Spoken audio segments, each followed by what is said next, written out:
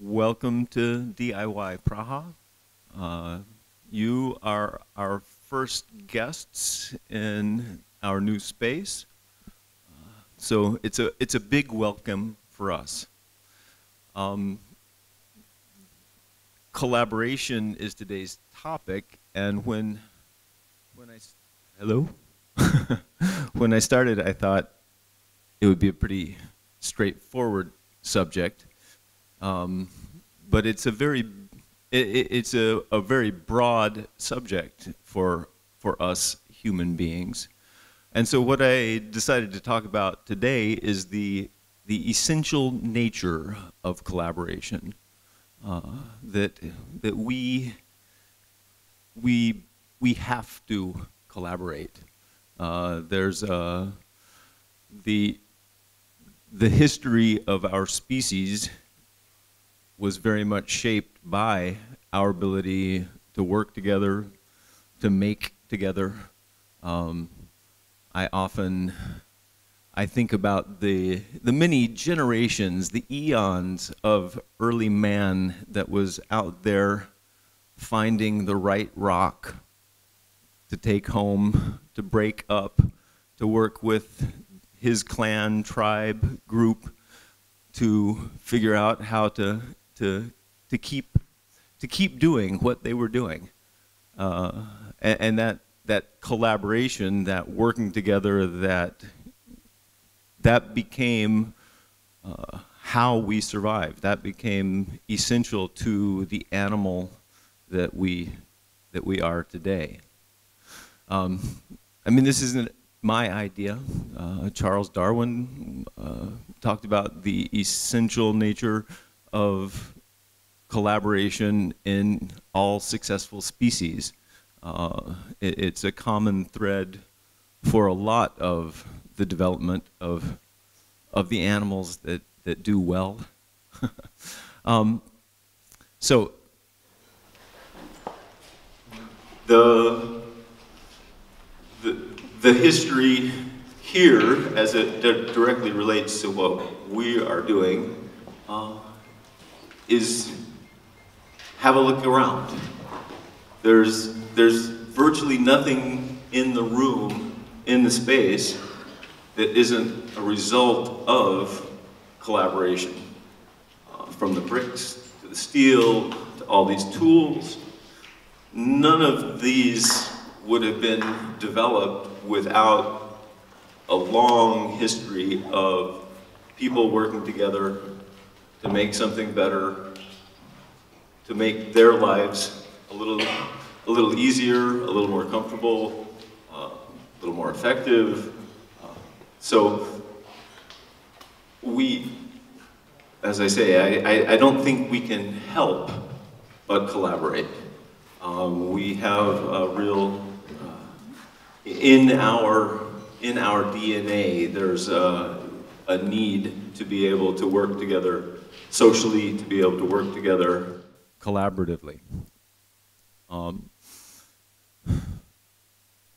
It's strange talking into a microphone. Yeah. So the modern world, the world that we are living in, with the technologies, the infrastructure, all of the stuff that we have, is really dependent on having had a collaborative past, a collaborative history. In a lot of ways, our modern world, the technology allows us to feel like we're independent of collaboration. That at this point, it's a lot easier for us to live alone, to create alone, to make our own things without much direct involvement with other people. But there's none of what you're using to be independent that isn't a result of collaboration. And so I think that there's kind of an interesting a collaboration with our history, a collaboration with our forebearers, our ancestors, and that it's well, as I say, it's a very interesting aspect of our lives. I've had a pretty broad career. My father was an academic surgeon. We traveled all over the world. I was born in Texas, but didn't live there very long. We traveled from across North America to Europe and Afghanistan, and then back to the U.S. And my experience of working with different people all around the world has definitely made me appreciate that ability to work together, fit with the society, fit with the social group that you are interacting with. Again, that notion of working together toward a common end is how we get along. It's how we do what we do. I spent a lot of my professional career as a paramedic doing emergency medicine. Again, a career or a profession that is absolutely dependent on having a group that is able to work together, make decisions together, do what needs to be done, but doing that as a team, as a group.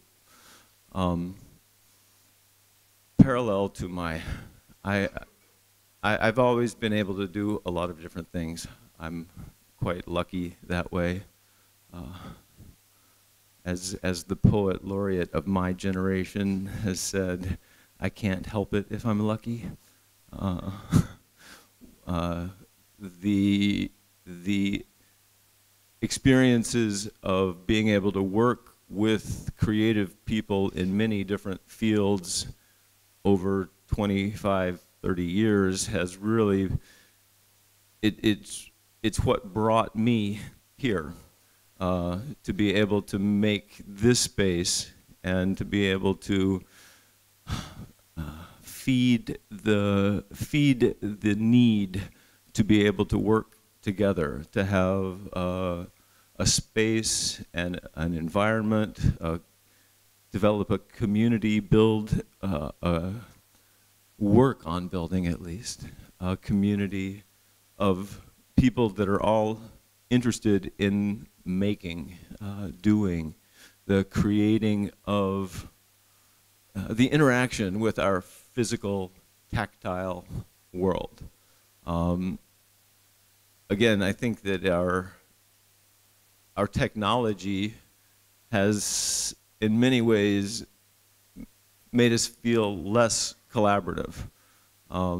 For me, that interaction with the physical world, that interaction with making, is it feeds one of those satiations. We are satiation-seeking monkeys, and we always want to get that hit.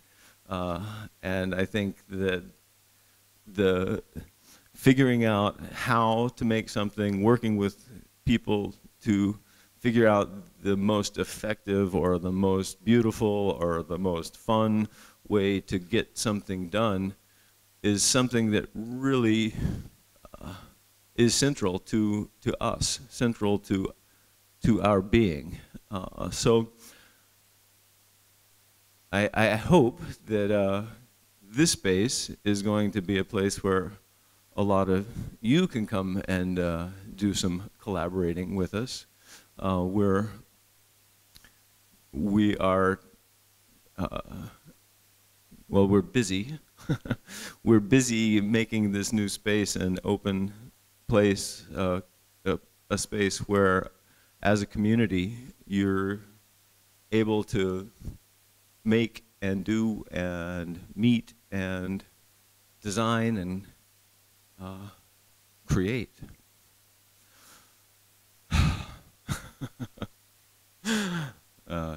I mean, it's very fun to see. We've never had this many people in our workshop before, and it's quite an interesting perspective for me. Yeah, so anyway, collaboration and the ability to work together to be involved in a process of creation is something that we can't live without. And I hope that we can provide a space where some of that can happen. I'm not out of time, but I'm out of topic. Do you have any questions? Okay, thank you for the lecture. Can you tell us more about what is going to happen in here? So if I have some kind of crazy idea, I can work with any material here, or? Well, not any material. We're not doing nuclear reactors or. The idea here is that we provide the tools, the space, the instruction for people to be able to come in, and whether it's a crazy idea or the desire to learn a skill, can come in here and do that. Yeah. We'll be opening with a membership model, so it will be you'll be able to come in and be a part of the process. But you will have some workshops as well, right? Oh yeah, just 1 day or 2 day workshops. Yeah, we'll have weekly basic workshops, weekly basic training to get people familiar with the tools, and then we'll be offering more advanced workshops for more advanced topics. Hi, good morning. Thanks very much for the talk. I think it's really interesting that you clearly emphasize that what we do best, we do together. And I think that's absolutely right. And it's also interesting that you focused on the role of technology in mitigating against that. I think we can also see some other social structures, incentive structures for reward, for punishment, that push us to be more individuated and more atomized. And so I think we need to really think about how we address those issues, as well as the technological atomization that we face. It was interesting to note that one of the high points of Barack Obama's presidency, at least in my view, was when he told a group of entrepreneurs, you did not do this yourselves. You did not do this alone. And so we have to think about, indeed, all of these collaborative mechanisms that we create through society, through infrastructure, as well as through social spaces like this. And so I think your topic is particularly well chosen. Thank you. Thank you. It shows. Is there a reason, Hank, why you did this here in the Czech Republic, any particular? The idea for this actually came from Sweden. I moved to Sweden in 2002, 2003, spent a lot of time working there, and actually originally wanted to do this workshop in central Stockholm. I couldn't afford it. And I'd had quite a bit of experience in Czech Republic. I actually spent a couple of years traveling around Europe, seeing where felt right, and the right mix was here in Prague, and that's why I'm here. Hello, my name is Olivier. I've been 3 times in your previous location, and it was already really nice. You talk about collaboration, so first of all, you should maybe introduce your team. That's the first thing. The thing is, I hope that this space will be more convenient for bigger challenges for the newcomers.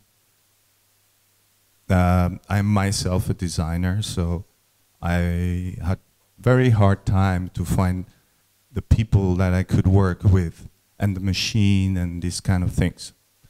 There is a metal work, there is a wood work, infrastructure. Actually, I'm gonna ask you one question.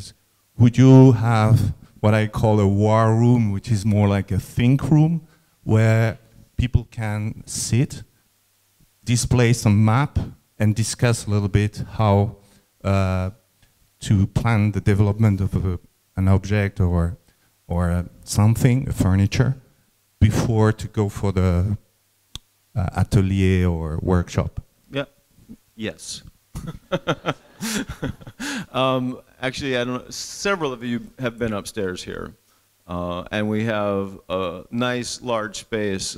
One of the things that we didn't have in Jagiellonska was any kind of a social space, a place where people can come and collaborate on paper or online or whatever the design format is going to be. And part of the reason that we want to have the membership model is to really create that core community of people who want to make something and want to work with other people in that process. Introduce them? Yes. This is Jana, my better half. She's actually entirely responsible for this. I never would have navigated Czech bureaucracy without the probably thousands of, well, maybe not thousands, a lot of hours. Let's see. Martin, Jiří, Connor, Jirka.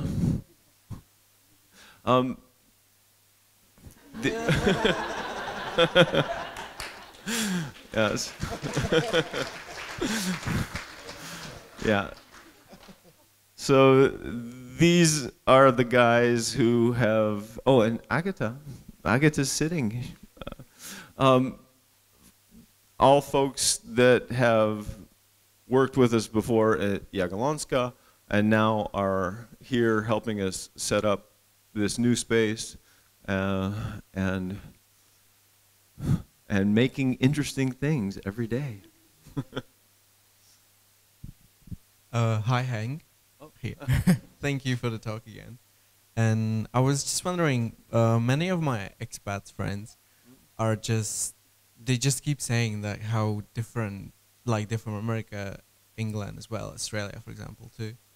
But they just keep saying how different Czech people are, and their girlfriends are just getting crazy and crazy because it seems like they can't understand each other. So do you... Uh-oh. No. No, I was just wondering, do you see that there's a different way that Czech people and Americans collaborate? Do you think that there are differences? I mean, I guess the simple answer is yes, because we've developed different social codes and interactions.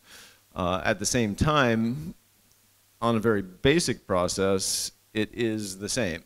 I think I think all over the world, people have a different set of communication, interaction boundaries that is the nature of that community's the communication. Like I say, at the same time that it's different, we're all coded to work together.